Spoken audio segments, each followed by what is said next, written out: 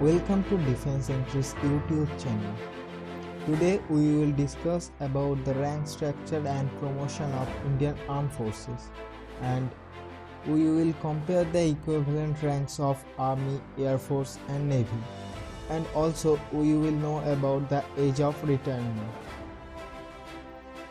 Indian arm force यानी Indian army, Indian air force, Indian navy का ranks को 3 parts में डिवाइडेड किया गया है, जैसा ranks of commissioned officer, ranks of junior commissioned officer, ranks of non commissioned officer.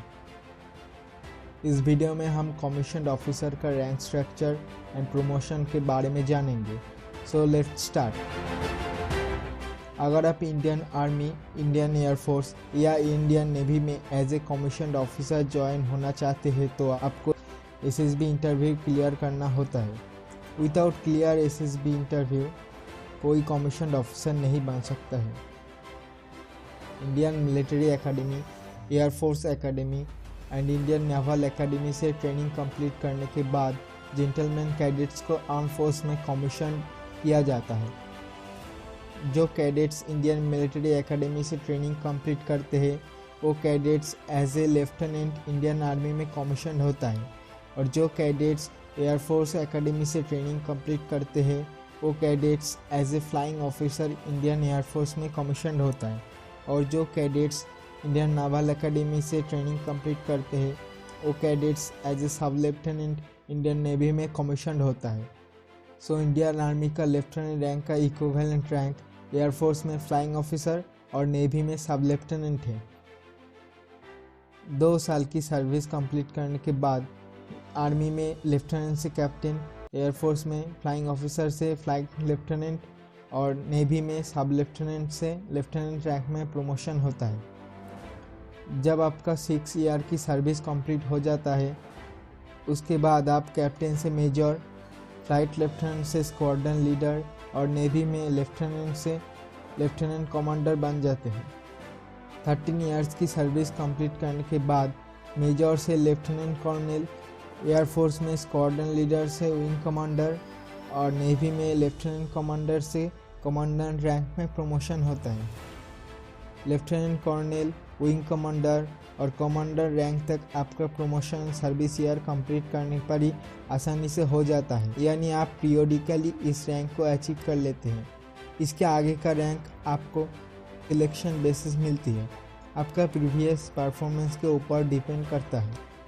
Lieutenant colonel से colonel, wing commander से ग्रुप कैप्टन एंड नेवी में कमांडर से कैप्टन रैंक में 15 ईयर सर्विस कंप्लीट करने के बाद ऑन सिलेक्शन बेसिस आपको promotion होता है, और जो भी सिलेक्शन बेसिस पे इस रैंक को नहीं अचीव कर सकता है उसको आफ्टर 26 ईयर सर्विस करने के बाद इस रैंक में प्रमोशन कर दिया जाता है और इस रैंक से उसका रिटायरमेंट होता है। 23 ईयर सर्विस कंप्लीट करने के बाद ऑन सिलेक्शन बेसिस आपका प्रमोशन कर्नल से ब्रिगेडियर, ग्रुप कैप्टन से एयर कमोडोर एंड कैप्टन से कमोडोर होता है। आफ्टर 25 ईयर्स सर्विस आपका promotion on selection basis major general, air vice marshal and rear admiral में होता है।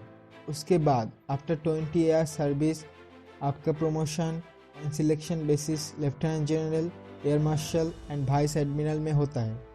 उसके बाद सिलेक्शन के ऊपर जनरल यानी chief of army, air chief marshal यानी chief of air force and admiral यानी चीफ ऑफ नेवी में प्रमोशन हो सकता है। सो ये था इंडियन आर्म फोर्स की रैंक स्ट्रक्चर एंड इसका अनुसार Indian army, Indian air force और इंडियन नेवी में प्रमोशन होता है। नेक्स्ट हम एज ऑफ रिटायरमेंट के बारे में जानेंगे। उसके पहले जो भी इस चैनल को अभी तक नहीं सब्सक्राइब किया हो जल्द से जल्द इस चैनल को सब्सक्राइब कर लो। Let's back to the topic. Lieutenant colonel, wing commander, commander का रैंक में जो होता है उसका रिटायरमेंट का एज 54 इयर्स होता है। Group captain and air commodore का रिटायरमेंट का एज 57 इयर्स होता है। Colonel, captain, brigadier and commodore का रिटायरमेंट का एज 56 ईयर होता है। Major general, air vice marshal rear admiral का रिटायरमेंट का एज 58 ईयर्स होता है। Lieutenant general, air marshal, vice admiral का रिटायरमेंट का एज है 60 years. General, air chief marshal and admiral का रिटायरमेंट का एज 62 ईयर्स होता है और इस रैंक में कोई 3 साल तक ही रह सकता है।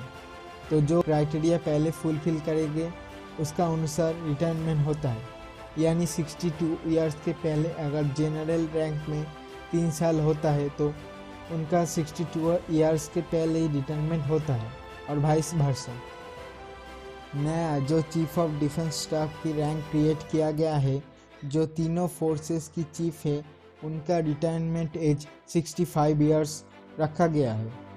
सो आई होप कि आप सब इंडियन आर्म फोर्स की rank structure, promotion criteria and age of retirement के बारे में अच्छे से जान चुका हो। So if you think that the video is informative, then like the video and don't forget to subscribe our channel and also hit the bell icon.